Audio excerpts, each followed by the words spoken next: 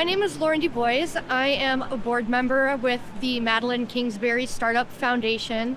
We're here tonight at a prayer vigil for Allison Lussier, who also lost her life to domestic violence. When we lost Madeline, we found out very quickly how important community support was. Madeline's case reached global news, and as I heard about Allison's case and so many other domestic violence cases, I wish that they could all get the same coverage and attention that Madeline's case did. We realized how important it is to show up, especially for our Indigenous community members. Through the research we've done, we've found such a disparity amongst white domestic violence cases and Indigenous and people of color. So it's really important for us to not turn a blind eye to cases that don't look just like Madeline's. Allison deserved to live. Allison deserved to be here. The Minneapolis Police Department all took oaths to protect and serve. And in this case, they failed, and they failed greatly. And now Allison has lost a life and a family has lost a loved one. Navigating this system is really tricky. There's not really a good guidebook how to do it. The best we can do is show up and stand together.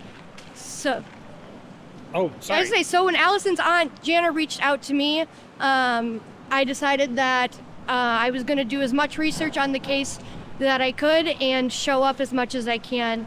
At the Madeline Kingsbury Foundation, we have a saying that says we will remain loud, and we don't just remain loud for Madeline, we remain loud for Allison and all victims and survivors of domestic violence. Thank you. For people watching this who aren't totally familiar with the case, can you help explain the context of some of the, did she call 911? Were there reports of domestic violence? Yes, so Allison had called 911, I want to say it was almost 7 times over the span of a couple years, including within the week that she was found dead. And Minneapolis Police Department didn't do their due diligence. They, unfortunately, we have some bad laws here that don't allow for immediate arrests of potential domestic violence offenders.